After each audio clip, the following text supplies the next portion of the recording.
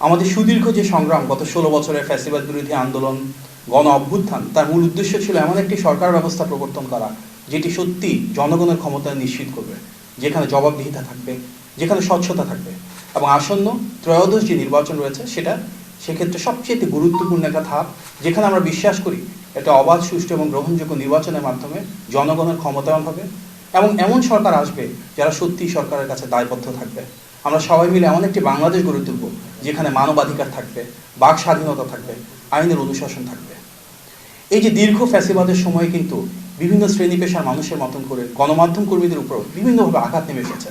আপনার অনেক ক্ষেত্রে সত্যটা প্রকাশ করতে গিয়ে বাধাগ্রস্ত হয়েছেন। অনেক নিউজ পেপার আছেন, অনেক জার্নালিস্ট আছেন, অনেক এডিটর রয়েছেন, আপনাদের উপর হামলা, মামলা, ক্লোজার সব কিছু হয়েছে। আমরা বিশ্বাস করি গণতান্ত্রিক বাংলাদেশে যারা সংবাদকর্মী রয়েছেন, যারা গণমাধ্যমে রয়েছেন, আপনাদের প্রত্যেকের স্বাধীনতা এবং অধিকার ইনশাআল্লাহ ভবিষ্যৎ সরকার প্রতিষ্ঠা করবে। আমাদের আজকে যে নির্বাচন পরিচালনা কমিটি মিটিং হয়েছে, এখানে অনেক আমাদের নেতৃবৃন্দ রয়েছেন যারা অত্যন্ত গুরুত্বপূর্ণ সদস্য, প্রত্যেকের ডিফারেন্ট টিম আছে এবং ইতিমধ্যে আমাদের সম্মানিত চেয়ারম্যান মহোদয় বলেছেন যে আমরা সামনেই এই টিমগুলো ঘোষণা করব এবং প্রত্যেকে নির্দিষ্ট এরিয়াতে কার কি রেসপন্সিবিলিটি আছে সেটা আরও ক্লিয়ার হবে।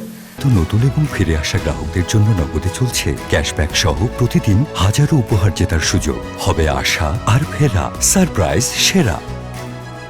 আমাদের মূল উদ্দেশ্য আসন্ন নির্বাচনের আগে যখন যে ইনফরমেশনটুকু প্রয়োজন, আপনাদের সাথে যে কোনো সময় হয়তো প্রেস কনফারেন্স করার প্রয়োজন হতে পারে, আমরা চেষ্টা করব এই অফিসে সেটা আয়োজন করবার জন্য। আজকের মতন করে সেখানে আপনারা উপস্থিত থাকবেন, আমাদের বার্তাটা জনগণের কাছে পৌঁছে দিবেন, সেটা আপনাদের প্রতি আমাদের অনুরোধ রইল। আমাদের বিএনপি চেয়ারপারসন অফিস রয়েছে, সামনে গুলশান অফিস যেটা আমরা বলি, আমাদের পল্টনে কেন্দ্রীয় কার্যালয় রয়েছে, সেখানে যে কাজগুলো চলছিল সেগুলো স্বাভাবিকভাবেই চলতেই থাকবে।